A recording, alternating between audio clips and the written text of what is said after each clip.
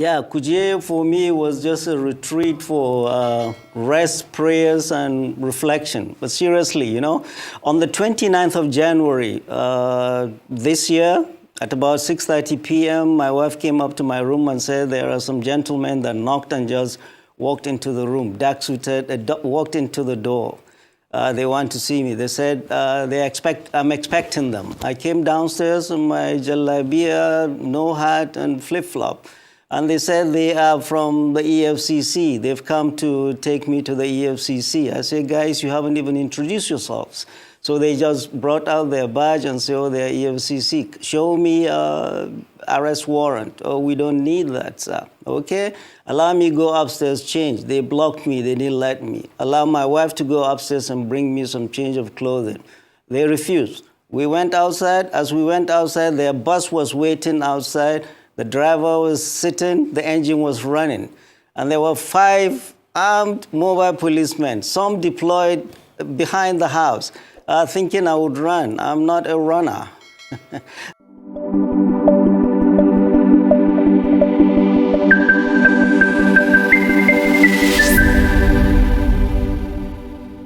All right, I'd like you to take a look at this video and watch what Yusuf talked about his experience with EFCC and the government while he was arrested by the EFCC and was taken to the prison. A lot of people has different experiences and different opinion as regards to EFCC operations.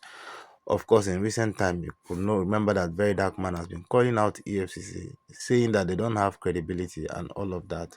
While some other persons have already assumed that the EFCC is a government-owned agency that is being used to, chase the people and manipulate oppositions, especially when you are not dancing to their tune. Well, this is another like of it video that you wouldn't want to miss out.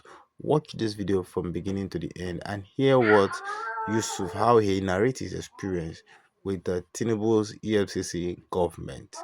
I'll be right back. Please don't forget to subscribe to his channel. So we went in, and I was sandwiched between an armed Mopol and a young operative. And they were high-fiving themselves as if they had captured notorious Kachalla Bello Turji. We went to the EFCC, went to the office of their boss, and he handed me a bunch of papers. What are these? These are your charges. Well, I don't need the charges if I don't have my lawyer here. Well, the guy was waiting to go home, and my battery had gone down, and I couldn't call my wife and to tell her where I was and how I was, and they wouldn't let me call her. And they just took me to the cells. Nobody had told me whether I was going to stay, why I was there, how long I was going to be there. They just took me around the building to the cells. Entered the cells. Well, a lot of them were youth. They recognized me from the previous brouhahas in Nigeria. And they came up to me wishing me good luck and best wishes. I had serious headache because, remember, I had fasted for over 14 hours by then. I hadn't eaten or drunk anything. They brought me a sachet of pure water and tea. I drank and went to sleep. And then the next morning, they took us to, they called my name out. We were going to court. We went into the bus. Well, when we came out of the building, they had placed their official photographer to be taking photographs of me without a hat, in jalabia, in flip-flop.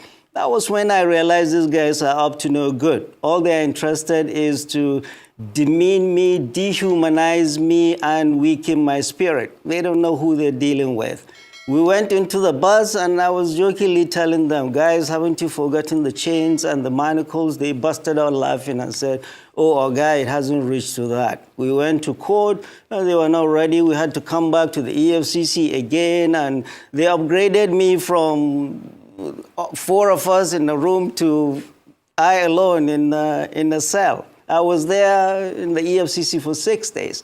After that, I was arraigned in court, and then the judge did not give me bail. Her reason, well, she had a cold. I was put back to Kuje. I was in Kuje for 24 days.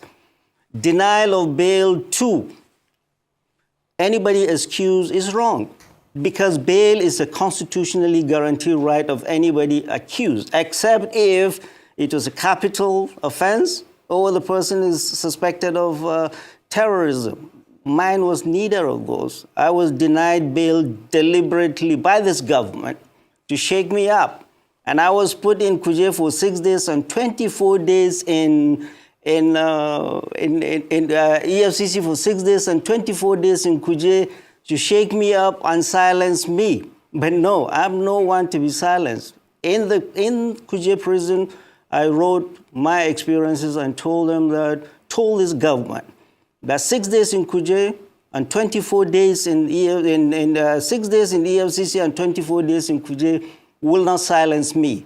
The whole purpose is President Bola Ahmed Tinubu's government trying to silence any dissent to his government.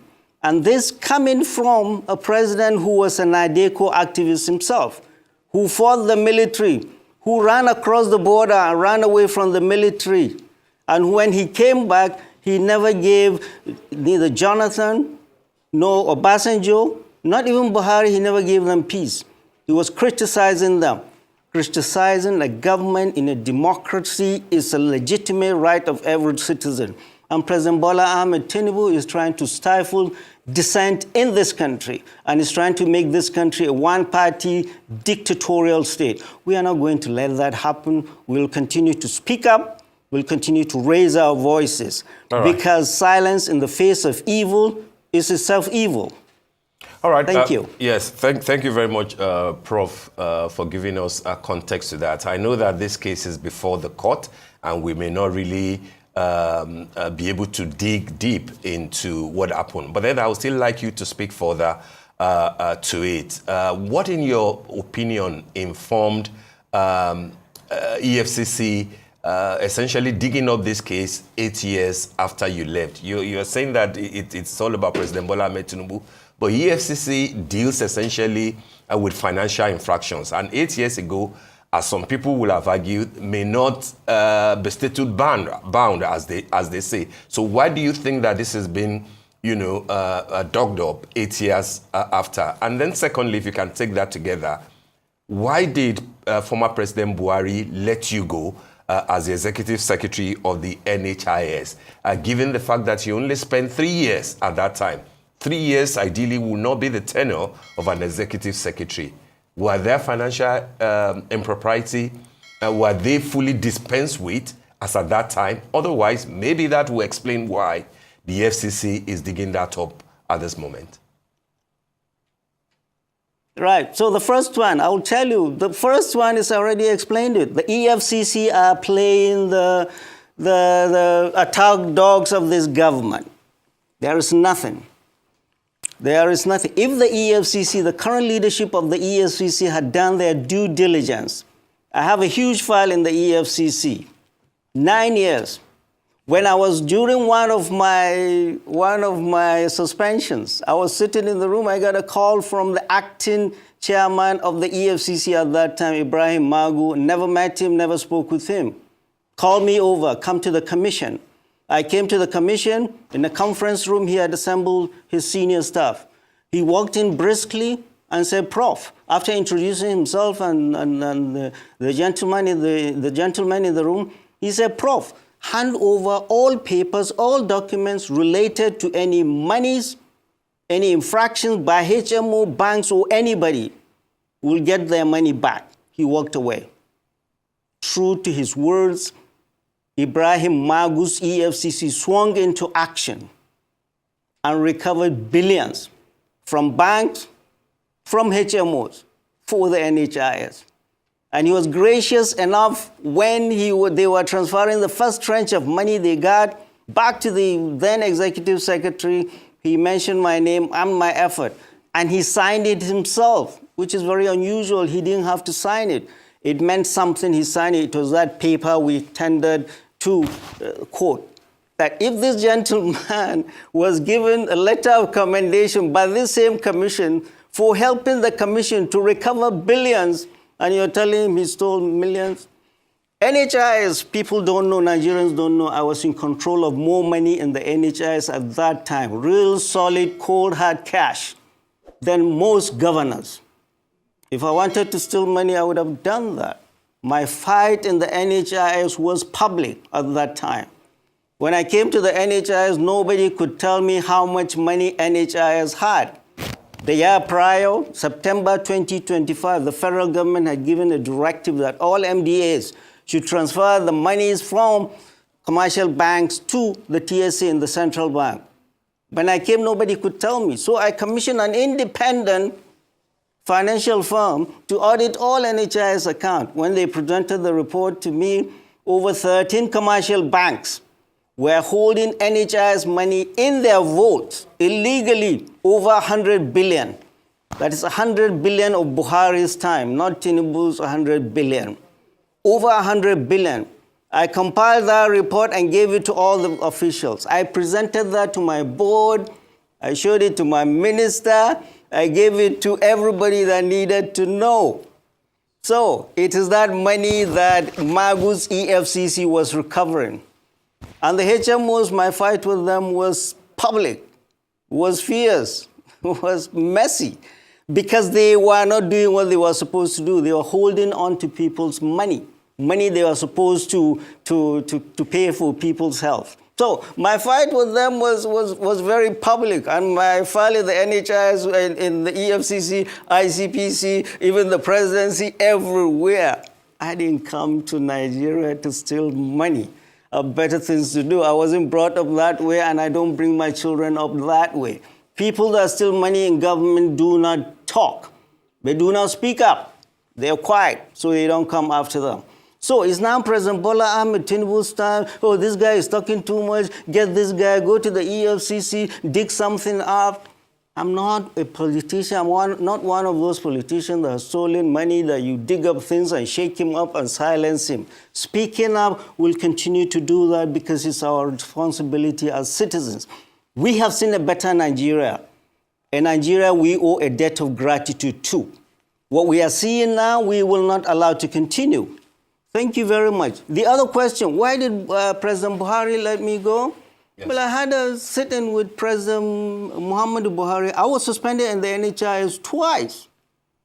Why? Because I did not allow those that wanted to partake in the buffet of corruption I met. I didn't allow that. And they were fighting me all over the place, from the unions who were their foot soldiers, to the HMOs, to the banks, to the ministry, to the National Assembly. Everybody, instead of them to do what is right and do the job of the NHIS. The NHIS has the potential to do a lot of good. The NHIS is the CBN of healthcare. It has the potential to positively impact our people, only if that potential is harnessed. But nobody wanted to harness that. Everybody wanted to take part in that corruption. And I refused. And that was my fight. I didn't know. Unbeknownst to me, a cleric went and spoke with the president. And I would hold the name of that cleric. That was when he came back from hospital. You need to listen to this gentleman. I went and sat down with the president, and I told Mr. President, you gave me this job without knowing me, without ever seeing me. And I made a promise to God Almighty, not to you, that I was going to be a good custodian of that which I'm entrusted with. So help me God. And that is what I'm going to do. You gave me this job, Mr. President, and you have the power to fire me now, before I get out of this room.